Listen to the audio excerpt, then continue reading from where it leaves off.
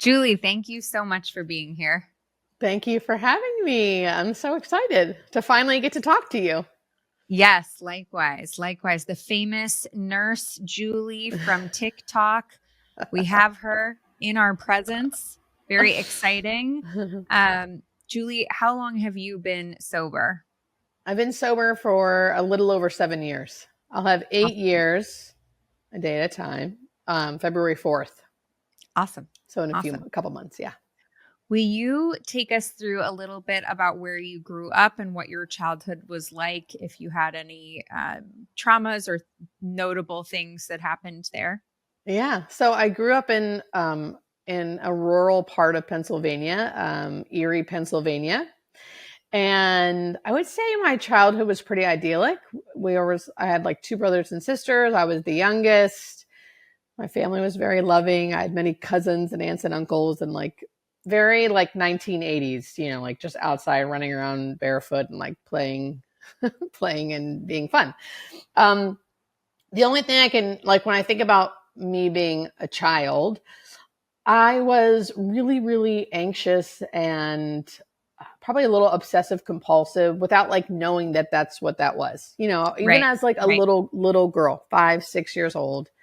I remember it mostly starting once I started like preschool and kindergarten and first grade, where I would be really obsessively worried about if I was going to get enough sleep. So like weird things like getting enough sleep, like someone must have told me I was supposed to get 8 hours. I can remember being a really little girl and like counting down the time. Like if I went to bed at 8 o'clock and got up at this time, is that enough sleep? And what if I can't fall asleep? And I'm telling you this because I was really, really plagued by that for like most of my childhood. I could not relax. I would be like sick to my stomach leaving school, thinking about like, how's the night going to go? And am I going to get everything done I need to get done and go to sleep on time so I get enough sleep? And of course, my parents, who are loving and caring as best as they can be, didn't understand what was happening, tried to support me. But something about that really shaped who I was as an adult. And really, that obsessive stuff did not stop. And I also called it homesickness. So a lot of it had to do with like being away from home as well. I would feel homesick. Really, I think it was like I was having panic attacks, but I didn't know. I was like super little, so I didn't know what that was. Yeah. So my parents were like, "Oh, you were just homesick," because I'd have to come home from friends' houses a lot. I couldn't like travel or do things because I would get homesick. And that really shaped who I was all through grade school and then into high school. And it only stopped in high school because around 14, you start experimenting with at least I did. Around 13, I started experimenting with alcohol. And I realized when I drank, it would go away. Mm-hmm. So that slowly was my first, alcohol was the first way of me managing how I was feeling. And it really was beneficial for a long time. It helped me not have that obsessive compulsive anxiety that I was so used to growing up as a little girl for whatever reason. One of the ways that I describe addiction for people who, like, what is it? What's happening is like this is a combination of OCD and free floating anxiety, and that they just latch on to things. And then it's OCD with that thing. And that alcohol, basically exactly what you described, where as a little kid, we don't know why we're having anxiety about the things we're having. And of course, our parents are telling us it's going to be okay. Yeah. You're overreacting. Ashley, you're wound so tight. That was one I heard. Yes. And what's really going on is we have this underlying mental health struggle going on that's developing. And we find that alcohol works really well for that until it doesn't. Yes, exactly. My parents, like, that's what I mean by like, my parents did the best they could, but the kind of like internal messaging that I received was something is wrong with me. Innately something is wrong with me. And I didn't know how to relax. Like it was just like, I couldn't relax. You can never relax. Just relax. Right. Mm-hmm. I'd be like, yeah, I would love to. Please, can someone help me relax? And then you turn into a teenager and of course, like I didn't realize at 13 when I like drank for the first time and like felt that release. I wasn't like, it's all in hindsight. Right. But like in hindsight, looking back, I can see why I looked for that so often, because I finally could relax. Yeah. Yeah. It's huge. What did it look like from there? Was it one of those things where it became, an everyday thing quickly, or how did your addiction progress? I think it was, one, genetically, just on a side note, genetically, neither one of my parents, I'd say, would call themselves alcoholics or addicts to a point. But like, like I grew up with like several aunts and uncles, all alcoholics. That word was like tossed around a lot. And I heard it a lot growing up. My grandpa was an alcoholic. My grandma was an alcoholic. My grandpa died of alcoholism. My uncles don't drink because they're alcoholics. Like, so this word alcoholic was, talked about a lot. Yeah. But it wasn't nothing in recovery was talked about. It was just like, my idea of what an alcoholic was shaped at a young age as well. Like my grandpa, who had 9 kids and like lost the farm and was like abusive, like that's what alcoholics are. Right. And so I was the youngest of 3. So both my brother and sister were older and very cool in my mind. And they were drinking and stuff as well. And I knew that just because I could like hear them talking to their friends and I knew what they were doing. So when I started as a young girl, just being fun and like stealing beers and stealing vodka from our parents and stuff. That's how it started. But it quickly progressed all through high school into just this like party theme.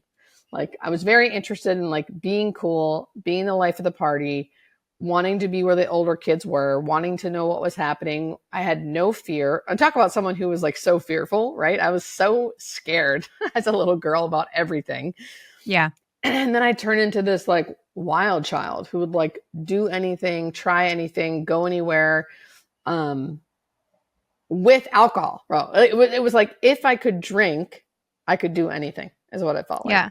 I could sleep anywhere. I could ride in the car with anyone. And I never was scared about talking to older guys. At the time, it just felt like I'm a party girl. This is my identity. This is what I identify with. And this is the only thing that matters. Looking back, it's very clear to me that I was using drugs and alcohol to be who I needed to be, to like live in the world and be okay. That was not clear at the time, but that is definitely what it was like. And I was more of like a weekend warrior kind of girl. Like I definitely still did my stuff. But like the only thing that mattered on the weekends was, what's everyone doing? Where's the party at? And how do I get there? Like the kind of like, I just want to be with my friends, Yeah. And I think during the week I would like smoke weed and stuff, but it wasn't like, I definitely was still like high functioning. You got your shit done. Yeah. Mm-hmm. It sounds like it went on like this for a long time. Like you were able to be somewhat functional. When did the idea start to pop into your head? Okay, so maybe, just maybe, there's something going on here. I always knew that there was something going on. Even when I was in high school, I always knew there was something going on. Like always. Okay. And I've always been, I quit drinking and using drugs at 33. I never was not functioning. I was always functioning, even in college. So I'd say like the craziest time when I would be like the more classic alcoholic drug addict, when people would think, I was still going to school. I was still doing the things I needed to do. And I was an active heroin user daily. I was dope sick. I still was like doing shit I needed to do. Right. So like, even then and I still had a job. I still was working. Like, I don't know how I did it, honestly, but and I think that's how I kept the facade up. It was like, I could still do all these things and a daily heroin user. And, I had I kind of made my life so it was like everyone around me was doing this too. Like everyone was actively using drugs, and college was like my worst, I guess, when I knew for sure I was an addict, because I was getting dope sick if I didn't snort heroin every day. Yeah. I never shot anything, but I was snorting things daily, and I would get dope sick if I wasn't.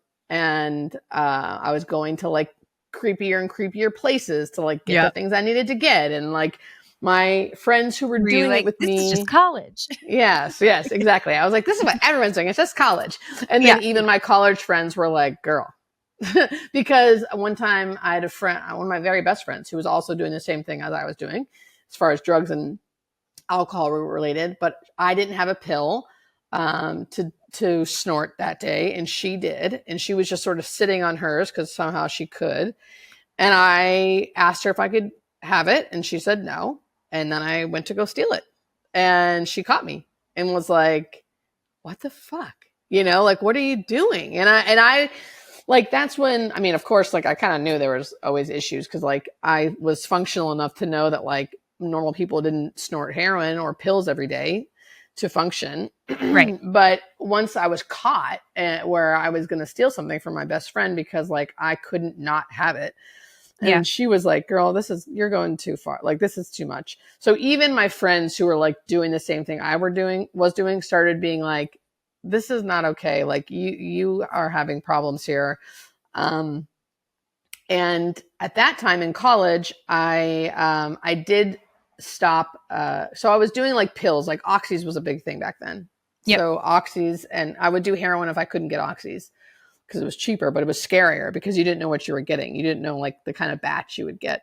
I don't know. Can we talk about it like this? Like openly? Yeah. Like I just remember, like you would think you could take this much, but then the next batch you would get, if you took that much, you could like turn blue and stop breathing. So it was so much scarier than just knowing exactly what kind of milligram of Oxycontin you could take. During that period in college, I did know I had a very big problem because I was getting dope sick. I had friends coming up to me being like, you're out of control. This is really scary. Like, you're going to die. And I did kind of have an intervention where I was able to, on my own, stop doing pills because pills were like the big thing at the time. My big problem, I thought. Yeah. And I did that by drinking more. I remember finding gin for the first time, gin as like a 21-year-old, and realizing that if I drank enough gin, it felt the same as if I just blew a whole oxy. And I was like, okay, this is how I'll get off of this stuff. I'll drink gin to get off of this really hard stuff. Like, and so now like because no one else wants it. No one else wants it. And like, talk about like the insanity of like how this sounds. Of course I'm a drug addict. Of course I'm an alcoholic. But at the time it was like very normal to me. It was like, totally. I just need to drink a bunch of gin every day for 5 days while I'm dope sick. And then I'll be off oxys and then I can just move on with my life. Right. And luckily enough, and I could really go on and on. There's tons of little tiny details in here. I met this guy who I used to work with. He was an older gentleman. He helped me see that I was addicted to drugs. Like, so there's a bunch of like little details that really helped me get to where I was. But I actually did stop doing hard drugs. And by hard drugs, I mean heroin, because I didn't stop doing cocaine or anything. But like the one thing that I was like really hooked on that really had its like claws in me was that. And once I stopped doing that, I was like, oh, I'm good. I'm good. I can still drink. I can still do Coke every weekend because Coke was just to keep me drinking more. Like I wanted to drink all day and night. So if I did Coke, I could. And I never really craved Coke, which is true. I never really did. Because I was always a downers girl. I'm already kind of sped up. I don't need cocaine. I'm already fucking wound up. So then once I quit drugs, I use like quotations because like I was still doing tons of drugs. Quit a drug that I thought was the problem. Then I rode that pony till the saddle came off. I'm making up my own thing now. But like I rode that from like 21 to 33. I just like drank a shit ton and like did Coke when I wanted to so I could drink more. And like I lived my whole life like that. I went to nursing school like that. I was a functioning nurse. I just met the friends I needed to meet. Yeah, I mean, I don't know. Like in nursing school, I know nursing school is gnarly. And then like being a nurse, is it other people are like nurses are heavy drinkers? Like how what did it look like for you? You know, and I'm thinking also in terms of other nurses who are listening who may be like, well, Yeah. you know. Yeah. I mean, what it looked like was like, I could keep the wheels on. Like I would make it to class. It was my second degree. So I had my first degree in psychology, by the way. And I used to work in a mental health hospital as a behavioral tech, and I would snort coke and pills in the bathroom and then Yes. go run groups. Groups. Yes. And they were great groups. And they were great groups, right? It's like, oh my God. Like, yeah. So just so you know, I mean, that was like the kind of life I was living. So like, yeah, I was doing it, but like, I don't know if I was doing it well. Right. And then I went to nursing school, and nursing school was really intense. If I wasn't drinking, so I was never really a daily drinker until the very end. But it was like, what would keep me going is like the fact that I knew I could eventually drink, I guess. Okay. And because I didn't think I was an alcoholic, I really didn't. I didn't actually think I was an alcoholic. I really thought I was like a normal human being who liked to drink. And I always knew there was a problem in the sense of like, I didn't want to be that girl. I didn't want to be the girl that like loved to drink so much and my only hobby was going out. Right. Okay. I didn't want to be her. So that was a problem in my head. Like when I say I always knew there was a problem, it was like, I wish I could want to do something else. And like, I just didn't. Yeah. And I thought, but eventually one day I will. I always thought one day I will want to do something else besides heavily drink. No, that day never came. I just kept wanting to drink more and more. But in nursing school, it was like, if I wasn't drinking, I was taking Xanax because that would help me relax, right? Or I would drink at night enough to relax so I could like go to sleep so I can go to sleep. So I would still get my shit done because not only was I like, my alcoholism manifests in many ways. And one of those ways is overachieving. Like I'm never enough. Nothing's ever enough. I have to prove to everybody that I'm enough. So how else am I going to do that? I'm going to be a huge striver. And so much so that like, I'll put aside everything I've ever felt or needed to make sure that I did the thing I said I would do so you would love me. You know? So I also had that thing driving me while I was doing that. But on the weekends, it was like I was 27 or no, I don't know. I don't know how old I was, 25 maybe. And I was peeing the bed everywhere I went. It was like a joke. You know, I was peeing the bed everywhere. I was blacking out all the time. I was a total mess. And it was funny. It was funny to me. Like it wasn't a problem. I was still in nursing school. I was still getting my shit done. I was getting A's. And to me, this was just who I was. And I was with other people who loved me and who were also kind of like that. And it was like, not a problem. I didn't drink and drive. Thank God. I'd let other people drive me around drunk. Right. And I wouldn't drink and drive though. My parents would always come pick me up or I'd call a taxi. I was always really smart about that. So I wasn't getting in trouble, but I would still end up, you know, in random guy's house, like naked and afraid. And like, God, I literally remember like calling my friend at like 6:30 in the morning at a guy's house who I knew where I was at. He was like an ex-boyfriend or something, but I was like, so-and-so's not here. I'm naked. My clothes are soaking wet. The bed's soaking wet. It's off of the bed frame. Their sheets are torn off. Can you please come pick me up? Like, I don't know what happened, but I got to get out of here. It's like a blackout escape room, right? You wake up from the blackout and it's like, okay, here are the clues. It's you and your alcoholism. You're stuck in a room and you have to find the clues to get out. And what happened? Like, do you still have your phone? Do you have your wallet? Look at your face. Are your teeth there? Look at your face. Because I've definitely woken up and my teeth weren't there. They were smashed out because I apparently face planted on cobblestone. Oh, that's, And that is what I mean by like, and I still thought it was funny. These teeth right here, baby, they're fake. And you teeth. woke up from the blackout and they were Boom. gone, or you were at the hospital? No, I remember that one. I do remember that one, but I didn't know how bad it was. And I remember taking a picture of my teeth and my face because I was like so drunk. It was like, you couldn't like think through to like just look in the mirror. I was like, I didn't know what was happening. Like the hangover, like, holy shit. And I took a picture and I sent it to my sister and I said, how bad is it? And she called me and was like, 'cause she was in California at the time and I was on the East Coast. So it was late. It was earlier for her. And she was like, can you just go to sleep? And I remember being like, yep. And she was like, go to sleep and deal with this in the morning. And I was like, okay, clunk, and like hung up the phone, went right to bed. And I fixed it that morning. And then I fixed it that morning and I thought it was hilarious. Again, do you know what I mean? Like, I mean, it is a little hilarious. It is a little hilarious. Just and like long-term, not hilarious. Yeah, long-term, not hilarious. Yeah, so how did it, I mean, it looked a lot like that, but it was like, and then I'd still get up and like go to work on Monday, and like be okay and like do the thing and like.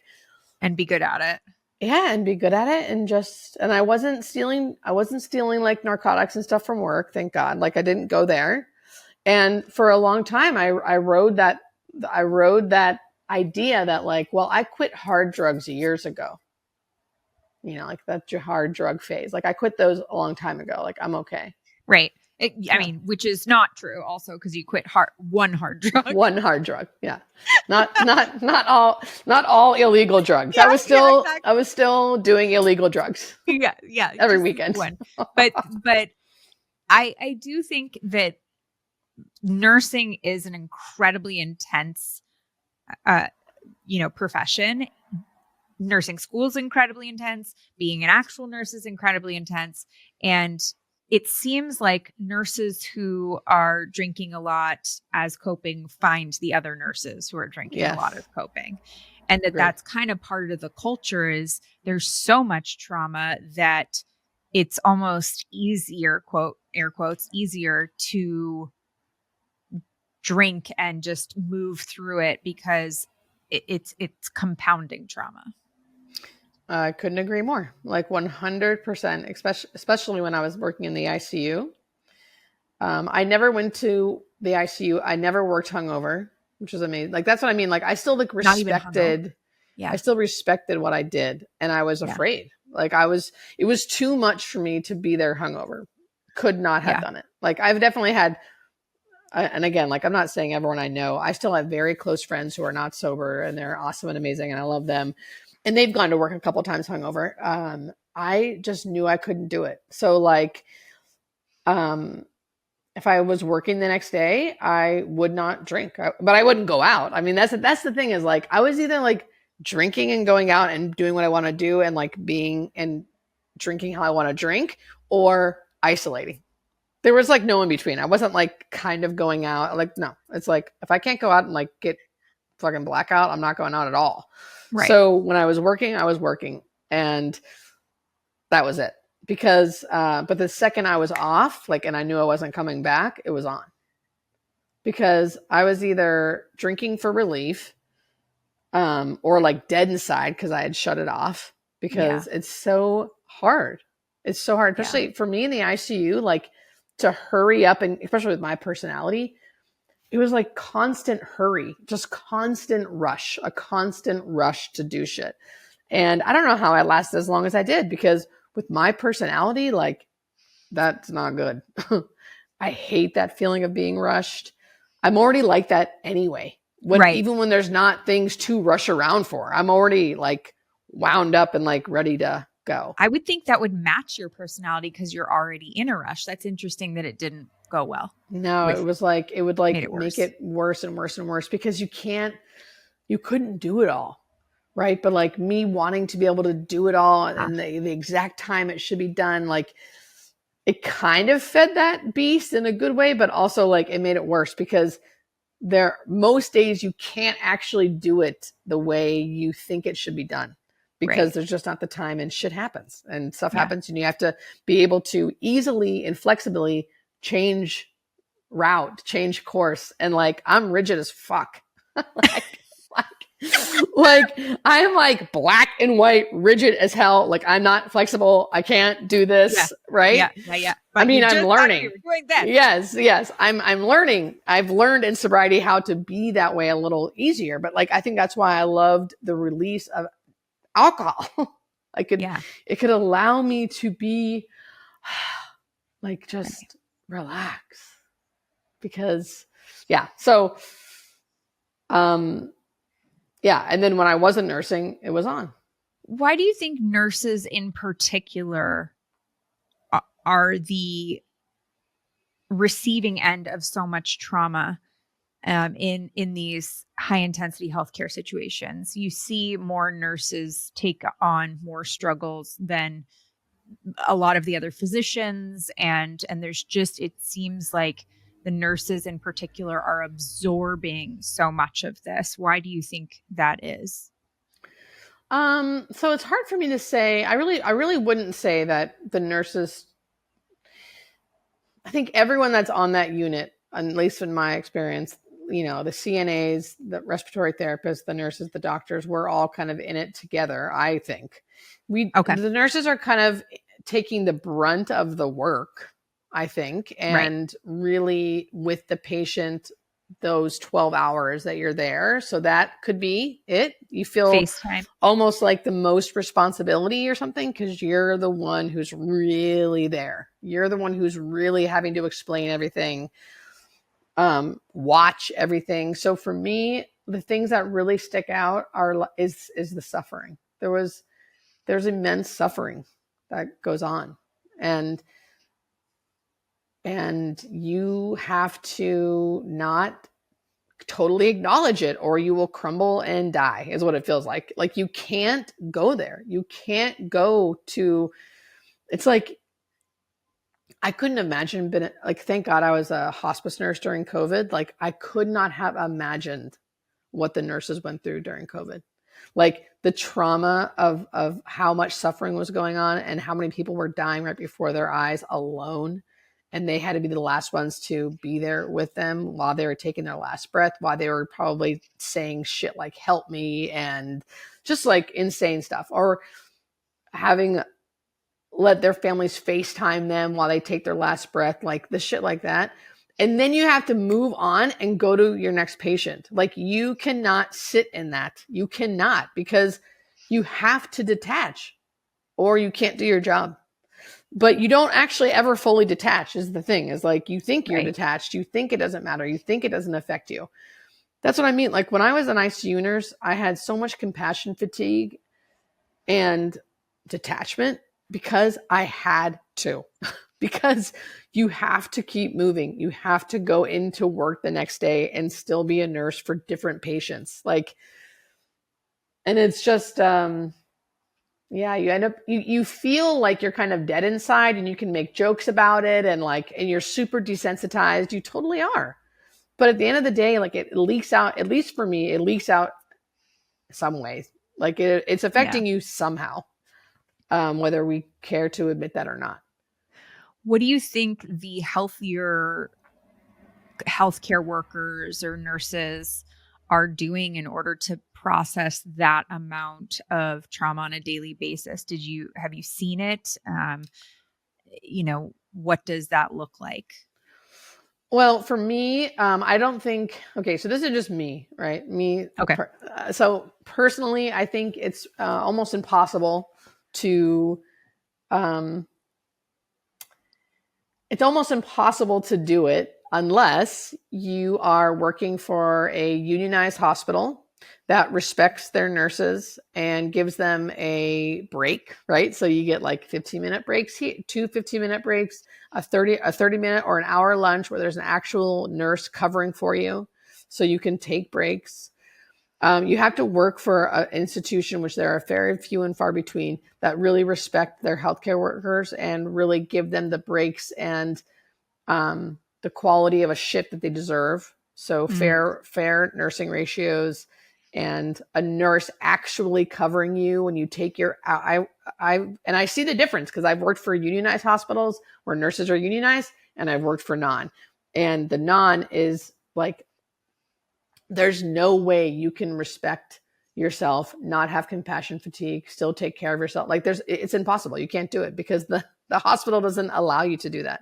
Like and if you did, you'd probably be fired because you would insist on, you have to have really good boundaries. You would insist on taking the full breaks that you actually deserve to get away, breathe, take time for yourself, and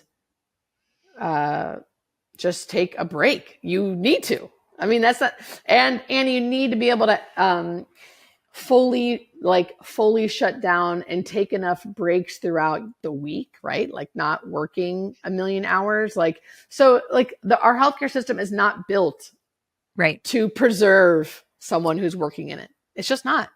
And the only way I've seen it be able to be done is if you work for a good, and not all unions are good, but a good union that really gives you breaks, good nursing ratios, hospitals that give you, X amount of weeks vacation and paid time, and you actually take them.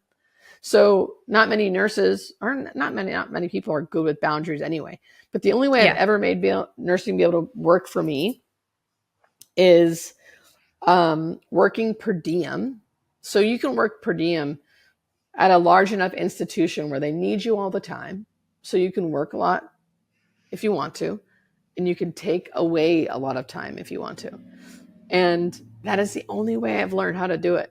And I love my job now.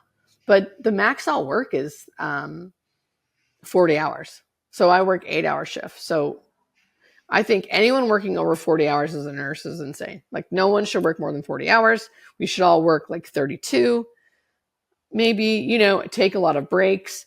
But I realize that's a really privileged thing to be saying. Like I'm a single woman who doesn't have children. Like I live in California, so our wages are much bigger. Like, so I can afford to do those things, right? And this is before social media. So like, I don't even mean with social media money too.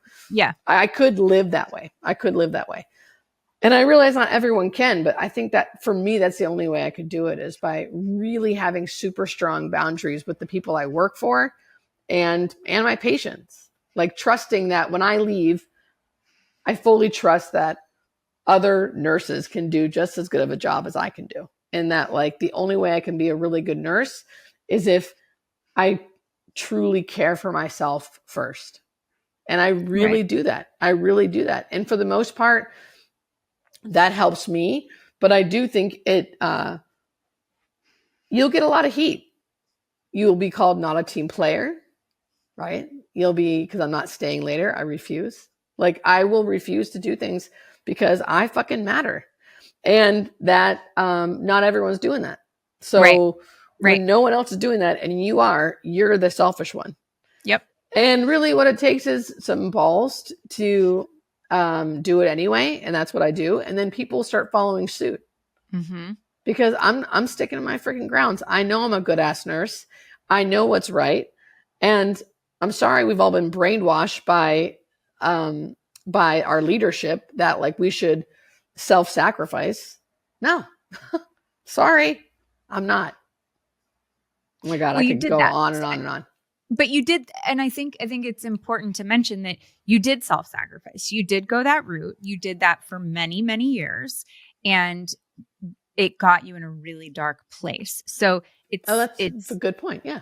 I learned to do it because of what I've been through. Right. Right. So you had to make a life or death decision, right? And we'll get into that, like what that looked like getting sober, but you had to make a life or death decision because you weren't going to long-term be a nurse at all if you weren't, if you were drinking yourself to death. So there's that.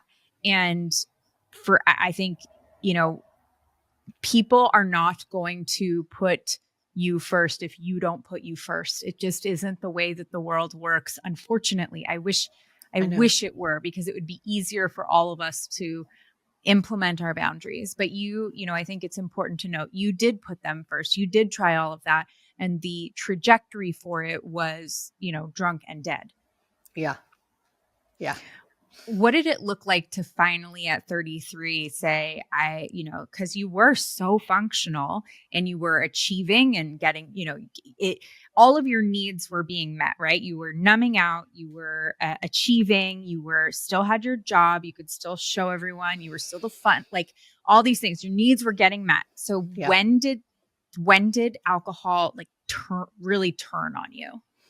Yeah. So I moved to California as a geographical, like my life was kind of falling apart in Baltimore, Maryland. Not really because of alcohol, or maybe it was, I don't know. But like my relationship wasn't working.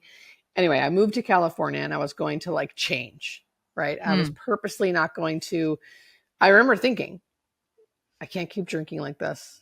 I need to do something else. When I moved to California, I'm living with my sister. She doesn't really drink. I'm not going to make other nursing friends that drink. Like, I'm going to change. I'm going to be different. How old were you? And well, I was 29. When you moved. 3 years. Yeah. So I still had 3 more years, Okay. which is where which I'll get to because I got weird, right? Yeah. Because that's when I didn't have these party friends, right? Okay. Who, by the way, I love my party friends. I really want to say that because they're still I have a lot of friends who are sober who say like they don't hang out with people they used to be with, but I still do. They're my closest friends. And they grew out of it and I never did. Did. Anyway, so I wasn't going to party. I wasn't going to find party friends. I was going to do this different thing. And, I got a different type of job. I started becoming a hospice nurse. And what I found was now hospice nursing, you can go to work hungover. That's what I found. Like I started, I know. I talk about never being hungover until I was like not an ICU nurse. And then I was I'm driving in my car. No one knows I'm hungover. Right. I'm going into patient's house, talking a little bit, leaving. Like I can be hungover for this. Sweet. Mm-hmm. Like now I'm drinking during the week. Now I'm drinking weekdays. Alone? Yes, alone because I wasn't going to make friends that were drinking. Right. So that's okay. Now I'm going to just drink casually at my house. At noon. I'm just going to drink wine. And then one bottle wasn't enough. And then I would drink 2 bottles a night. And then I would be embarrassed that I drank 2 bottles. Then I started hiding bottles, like doing all the things I hear people talk about who like had a problem. I was like, and I had one day when I was so hungover at work that I ended up I was driving to a patient's house and I was so hungover and I couldn't pull over because I was like kind of not on a highway, but on a busy road where like I couldn't pull over. So I ended up throwing up, just full throw up in my car. No bag, nothing, just vomiting everywhere. Couldn't do anything about it because I was driving. And then getting to my patient's house and being like, oh my God, like what the fuck? And I had already called out that week. Like I was like calling out all the time. Like it was just a mess. So I just put on chapstick and like walked into this house. Like I didn't just vomit everywhere. Was like throwing up the vomit on you? No, because I had like threw up. It was like all over my car, which is the gross part. I had like leaned over and like threw up all over the inside of my car. Okay. And then I went to a patient's house and acted like a normal person, kind of, probably not. Left, like threw up at other patients' houses, like in their, like it was just one of those things where I was like, what the fuck am I doing? Like this is supposed to be, like okay. Yes. So long story long, it just got weirder and weirder to a place where, I was like, I can't keep doing this. Like this is like, oh, I don't know what's happening. I still wasn't calling myself an alcoholic. I'm going to try to speed it up because it was like a thing. So it gets weirder and weirder. Now I'm hiding alcohol from my sister. I didn't want her to know how much I was drinking. I couldn't work was everything was the problem. Like, but I had changed it all. I had moved to a different state. I had changed the kind of job I was saying was making me so miserable. Now I'm a different kind of nurse. I didn't make friends that drank. Didn't have friends at all, really. And the friends I did have they didn't drink like me. So every time we would go to dinner or go out, I would leave because they would be nursing a drink the whole, like they'd be casually drinking and I would get one drink in me and it's like on. Like I can't, you guys are boring and you're not drinking enough. You're not drinking fast enough. And it's really, it was like burning. Like it was like I couldn't stand it. I couldn't stand just kind of drinking. Yep. So I would leave my group of friends and go home and get a bottle of wine and drink like I wanted to drink. And I didn't even know I was doing that. Like it took me a while to like even understand like what I was doing. And then I remember feeling so relieved that I finally was home and I could like chug wine like I needed to. And that would just happen over and over and over again until finally one day it's a long story, but I was in an acting school too. So I was doing all these hobbies too. And like still nothing was like sticking. And I wasn't like doing the hobbies as good as I wanted to because I kept drinking at night and I wasn't doing the writing I wanted to and like all these different things. So I was in this acting school and I confessed to this acting group that I thought I had a drinking problem. And the teacher was like, "Do you think you're an alcoholic?" And I was like, "No, I'm not an alcoholic. I just drink too much. It's getting in the way of like my life. I want to have other hobbies. You know, I'm 33. I'm too old. Like I'm not an alcoholic. I know what an alcoholic is. I'm not that." Because I wasn't like a farmer who like lost the farm and like abused my kids. Right. I'm like, it's just when I drink, I can't stop. There's like something that happens in me that when I drink, like something switches and I can't stop. And my teacher was like, "Honey, that's an alcoholic. You don't need to like lose everything to like be an alcoholic. If you drink and something changes in you chemically and you can't stop, like that's what alcoholism is." And I remember for the first time, like a light kind of going on and being like, it is, but still not really fully embracing it. And then I stopped. So I stopped drinking because I had told these people in this group that I saw twice a week that I wasn't going to drink anymore. And I was, I wasn't saying I was an alcoholic, but I was like, I'm not going to drink. I'm going to do all these things. I'm going to stop drinking. I'm going to like write all the things I want to write. I'm going to be the best performer. I'm going to be the best nurse, all this stuff. And for 11 months, I did not drink. 11 months. I got no help. Oof. I did not drink. Yikes. And that is the worst possible. That is when I hit my bottom. I had never been so sick in my life. I have never felt pain and agony like I did in those 11 months. I have never been truly suicidal until those 11 months where I was like, this is it. I would rather die. I would rather die. I cannot not drink because the devastating part was I did the thing. I did it. That's what I thought. I did the thing. I stopped drinking after all these years. I never thought I could not drink. And then I did it. And nothing changed. Except I got worse.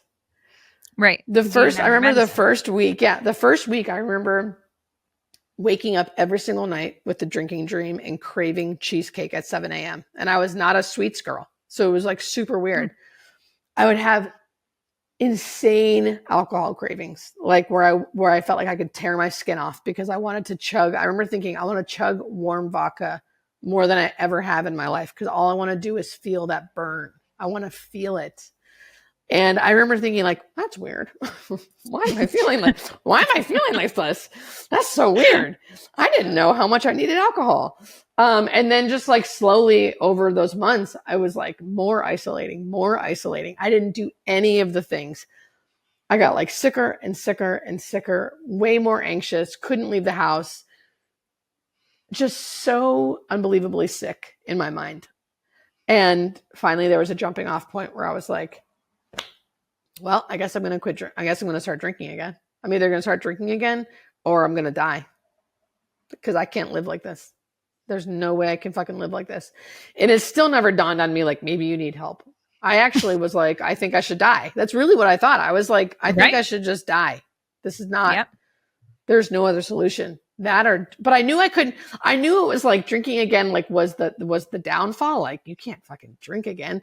You definitely can't be drinking.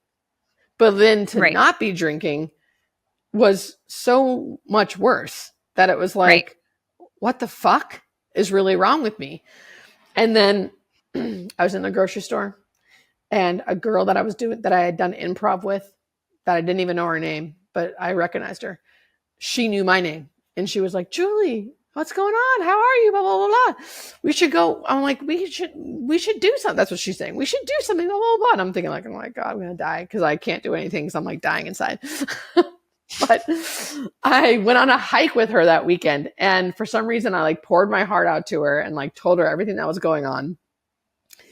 And she was like, girl, you sound like an alcoholic. And I was like, what? And even then I was like, no, I'm not an alcoholic. And she was like, no, my mom's an alcoholic. She's been in AA for years. I've been in Al-Anon for years. You are a dry alcoholic. You are dry. You need AA. You need to get help. And even though I didn't believe her, and I was like actually totally offended, and I was like, this bitch who doesn't know me at all, whatever, blah, blah, blah. I was so, because at the time I really believed, I don't know why, I just could not wrap my head around I was an alcoholic. I was just like, no, I just don't know. I don't know why, but I just didn't think I was. And I really didn't want to get help. Like AA was like, yeah, fucking right. But I was so desperate. Yep. I was so desperate. And this girl was like, I'll take you to your first meeting. Like true Al-Anon. Yeah, right? Oh, that's good. I know, so good. And she did. She took me to my first meeting that Saturday. Or like maybe a couple days later. I can't remember. But we went. And nothing happened. I was scared shitless. I was a big meeting. I just like I just sat in the back, like didn't say a word, didn't talk to anyone, didn't even hear anything. I didn't listen to anyone. Like I didn't do anything. But something about that opened the window to the next day where for some reason I was willing by myself. I looked up a meeting, and there was a meeting like 3 blocks from my house. And I can remember what I was wearing. I remember how it felt. It was cold outside. I was almost to a year sober, dry, without getting any help. And I had my hands in my pockets, my head down, and I was like so fucking scared. And I went to this meeting. It was a smaller meeting. And I listened, and then they whatever, we were going to share or something. And I remember my hand was like flying up and like hysterically crying. I could cry right now thinking about it because I was just like hysterical. Just, I don't know what's wrong with me.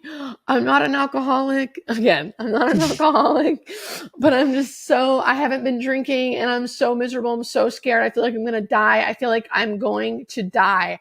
I'm so scared. I don't know what's wrong with me. I just need help. Blah, blah, blah, blah. And of course, like everyone there like laughed because they knew exactly what was wrong with me. They were like, you're in the fucking right spot. You're an alcoholic, you idiot.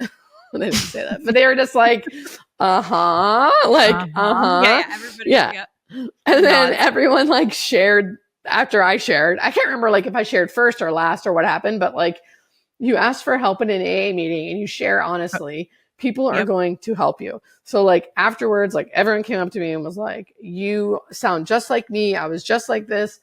It's okay. Like you don't have to admit anything. Just go to your next meeting. Here's our numbers. Whatever, like there's a women's meeting on Saturday, meet me there, yada, yada, yada. And I was like, okay. Cause I was so so distraught. Desperate. Yeah.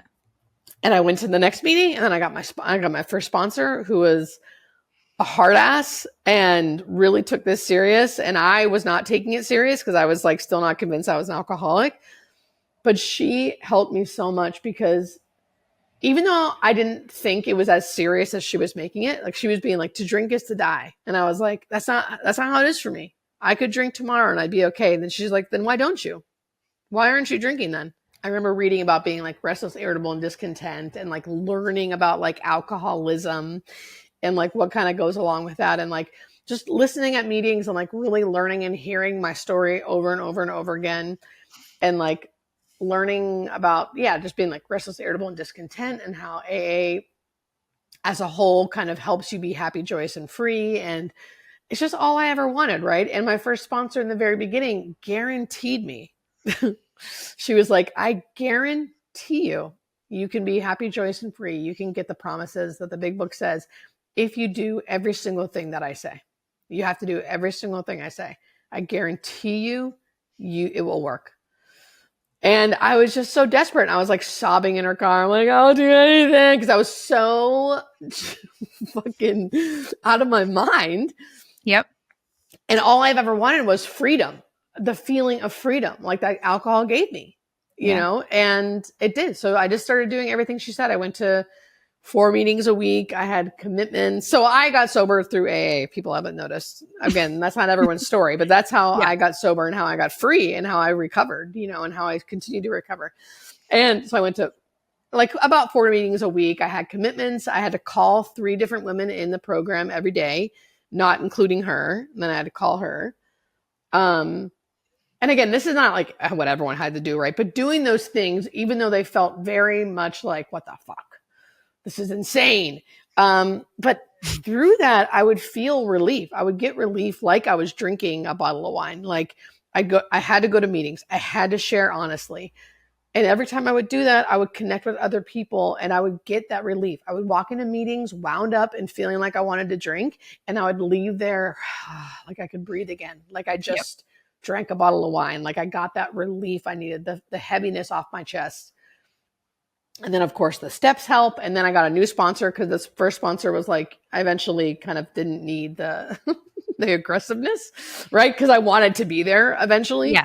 And I was calling myself an alcoholic and I was like in it. You know, like once it started working, I was like, I'm in. Like, I don't care if this is not right or not. Like, this is making me feel better and giving me everything I've ever wanted. And I'm in. So then I got a different sponsor and worked the steps with her.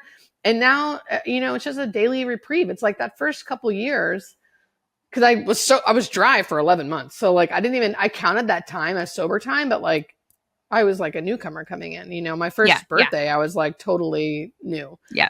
So that first couple of years was just like really understanding alcoholism and really understanding what I was like working with and how to use AA in my everyday life to be happy, joyous, and free, and to really have that freedom that I've always been craving.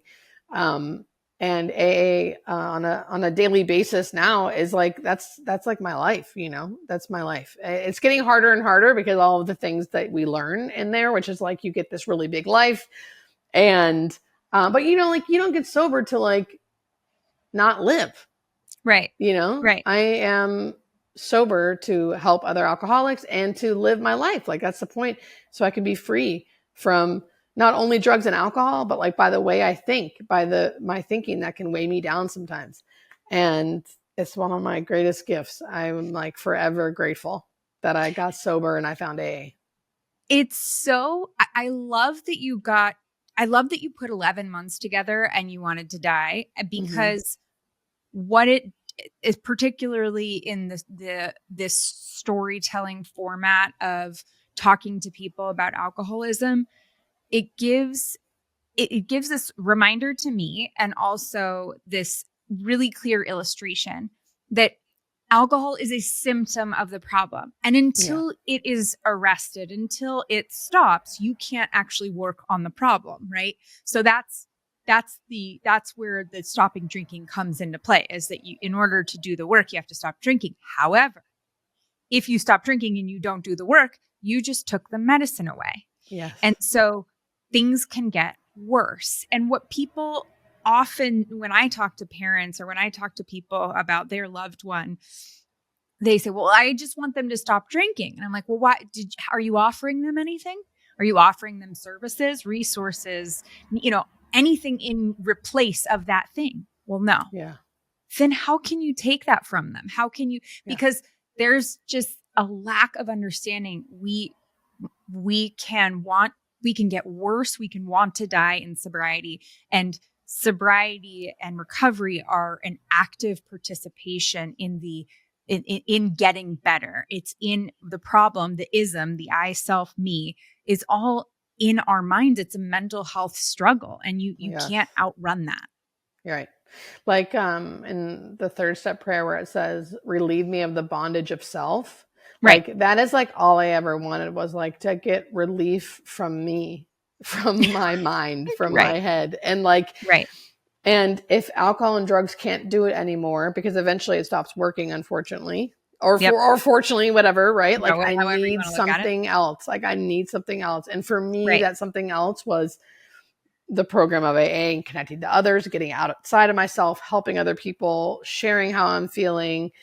Like one of the most profound things I remember a few weeks into really being in AA, I walked up to a meeting and someone asked me how I was, and I go, "Oh, I'm okay. I'm fine." I didn't even think about it. I go, "Yeah, I'm good. How are you?" And they go, "Oh, I'm kind of depressed and anxious today. I don't know. It's just been like a rough week. I just feel like really anxious. I'm glad I'm here." And I was like, my jaw was on the floor. I was like, "Oh my God. Yeah, me too." I feel like shit. Yeah. But I didn't say that to you. I just said, "Oh, I'm good." And I really believed it. Like I wasn't even in touch with like what was actually happening with me. And then to have someone else like mirror and be honest and truthful helped me be like, "Oh, yeah, me too. I actually had a rough week. I'm like not feeling that great either. I'm really glad I'm here too." And then they like hug me and they're like, "Me too." You know, it's just like being able to connect with somebody in an honest way. Like I think so few of us do that. I mean, I think in general, the world needs more community. At least for, I mean, I am so resistant after 7 years of really knowing what helps me. I still don't want to do it. I still have to force myself most of the time. And it's like, and I even know. And I just think we're so resistant. You know, I think about like grief and different things that really people really struggle with. People heal and get better in community, and maybe not even better in the sense of like forever get better, but in the moment, in community, in groups, in support groups. And it's just so, people are so resistant. They're like, the second I say that to any of my hospice patients, me too. Yeah, I know. Whenever they're like, "Do you have any resources?" And I'm like, "Oh my gosh, there's this great support group." You instantly see them be like, "No, I'm not doing that." Yeah. Well, no. As if that they're going to make it worse. Yeah. But people's experience so often is related to the people that they have historically chosen to surround themselves with. And they are choosing them from a very sick place, right? So when we go to meetings, we are choosing the meeting, like in most meetings, and this is just speaking for 12-step, there is an array of people that are at different stages in the process. And so you're not just choosing what you've always chosen. Some of it is out of your control.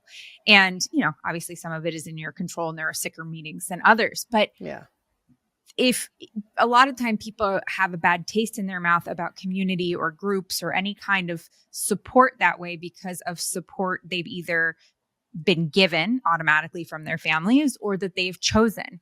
And you have to remember that this is being chosen for you in a different way. And so you're going to get something different from it. And, you know, the people who I think I heard in your stories, and I similarly, I mean, I really felt like if this is what the solution to my discomfort is, I'm screwed. Like, this is terrible.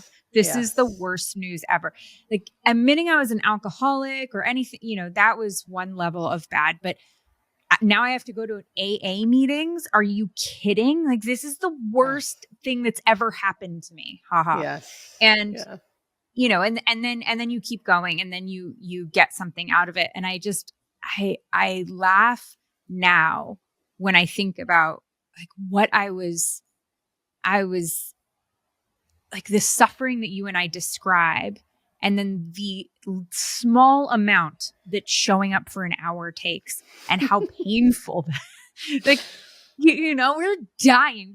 You're losing your front teeth. Like, it's the wheels are fucking coming off, and we're like, an hour? of a meet, like every day. I remember thinking like that's impossible.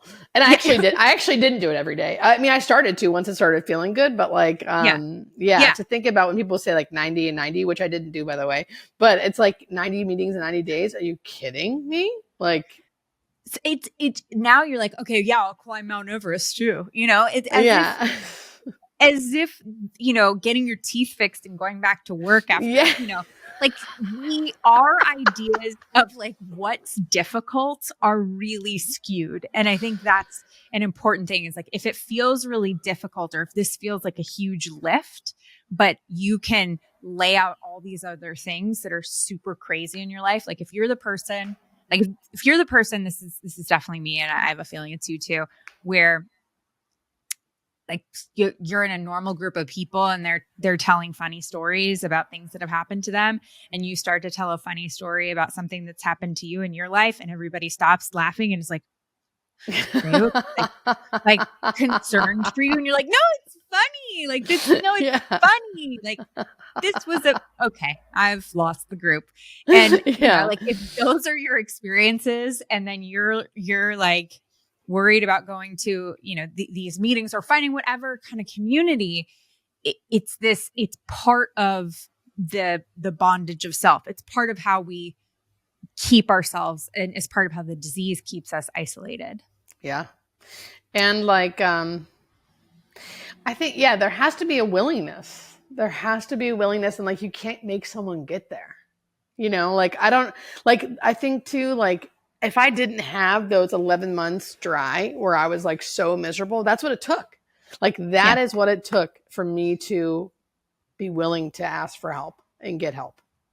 And there's been so many times where, think about the times when like I lost my teeth or like I woke up and I peed my bed for like the millionth time or, I was hungover for the millionth time or my friend overdosed, like just insane things where like I'm dope sick in a basement and like, but I think I'm this like normal person. Like that didn't get me sober.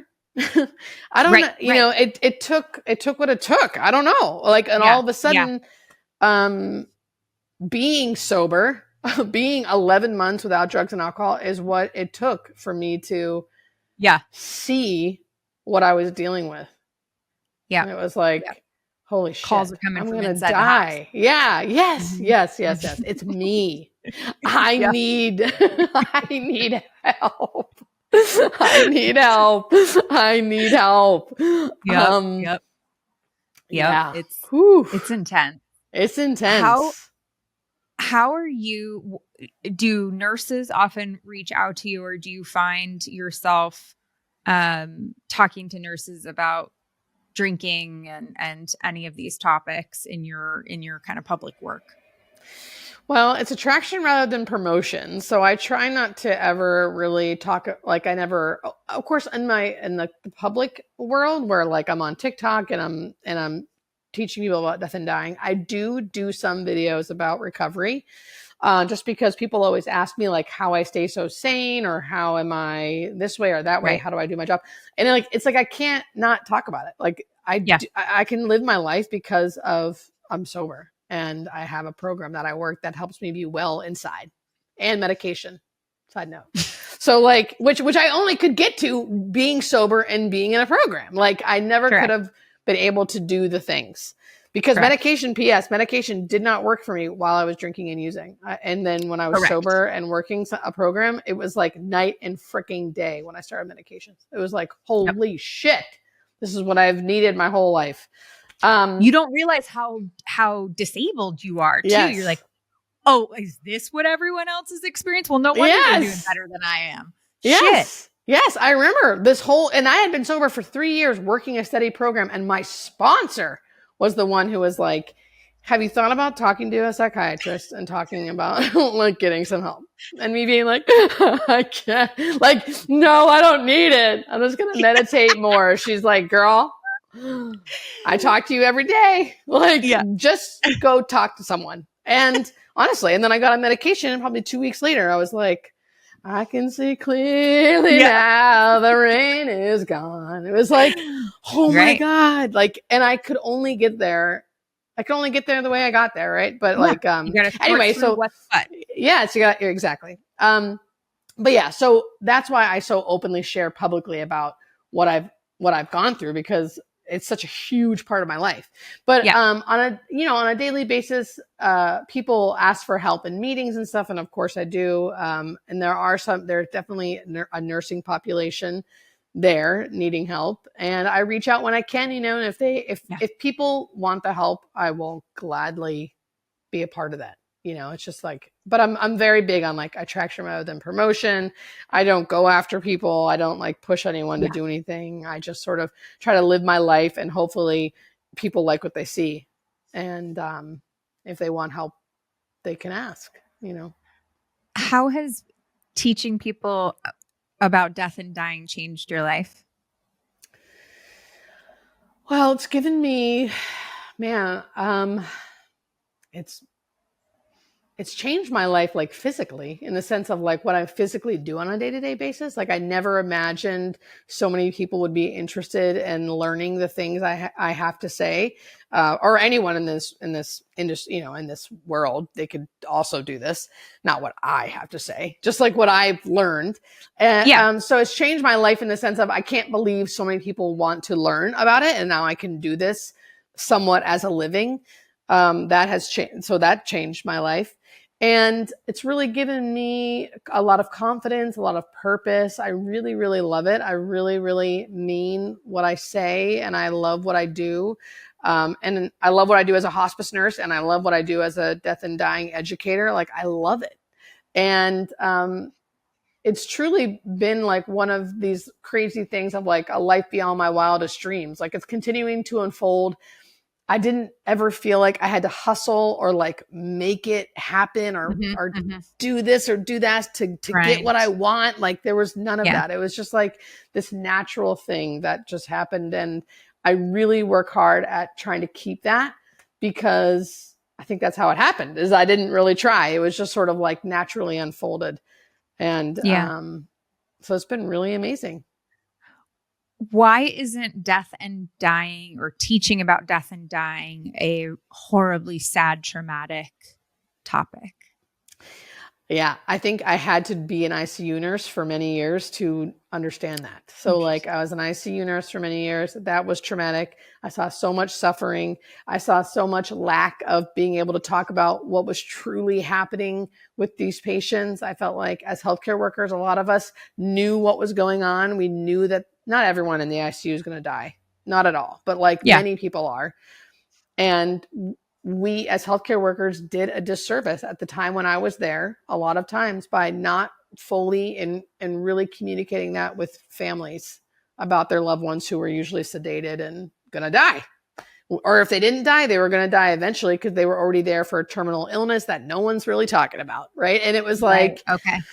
So that was traumatic. That was really hard. That felt really bad and sad to me. So to be able to do the opposite of that, and that's what I feel like the hospice is, it is like a true blessing and honor. It does not feel sad at all. It's like we're all going to die.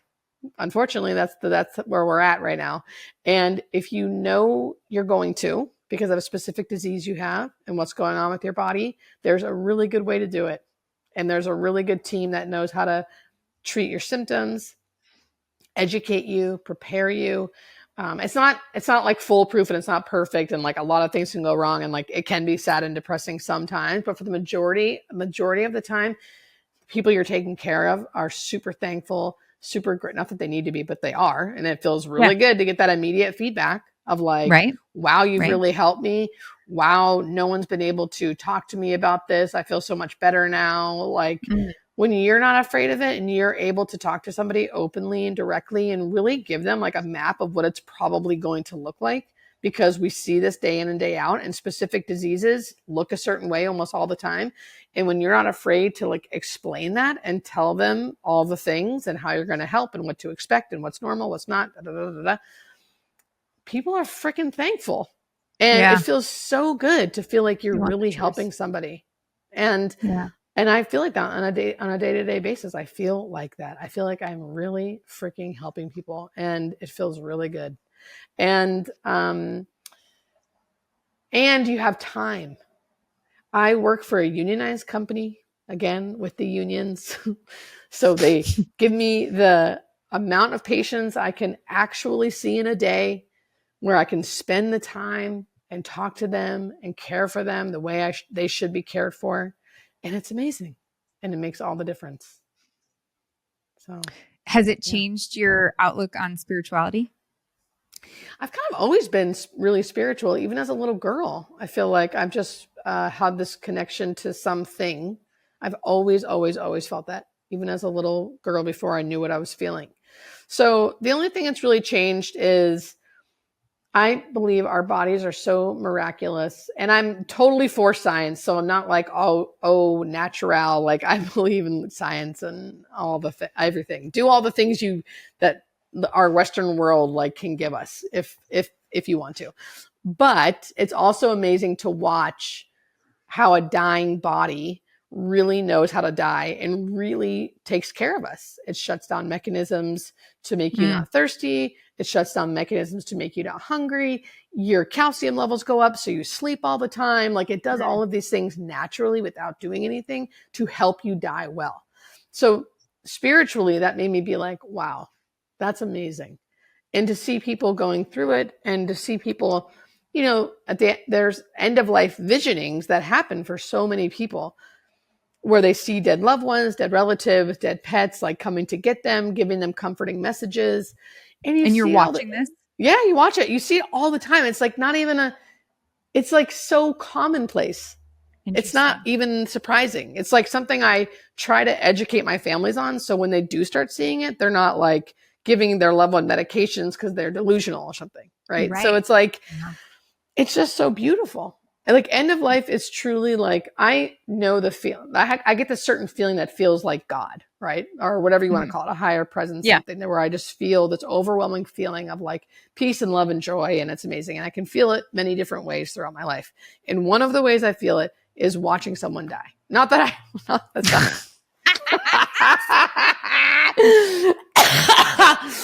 So I go around. Yeah. Anyway, have a good day. See you later.